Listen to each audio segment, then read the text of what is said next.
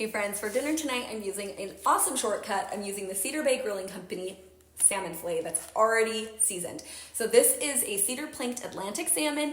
I'm using the sugar and spice variety. It's so simple and so easy, and I'm pairing it with the ultimate side dish, a fluffy, delicious lemon dill rice. It is so light, zesty, delicious, and yummy, perfect for Lent, and this whole meal comes together in like 30 minutes.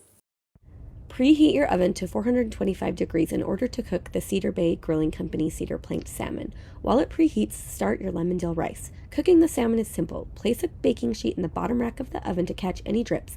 Then remove the cedar planked salmon from the packaging and set the plank directly on the oven rack. Bake for 18 to 20 minutes until the salmon is cooked through and flakes easily with a fork. When done, simply remove the plank from the oven. The cedar plank smells so great and the seasoning of the salmon is amazing. Your lemon dill rice should be finished about the same time as the salmon, so fluff it with a fork and serve together for a complete meal. The cedar's aroma, the seasoning, and the fragrant rice combine to make an excellent meal, but if you happen to have any leftovers, it's great reheated or served as tacos and salad and more the next day.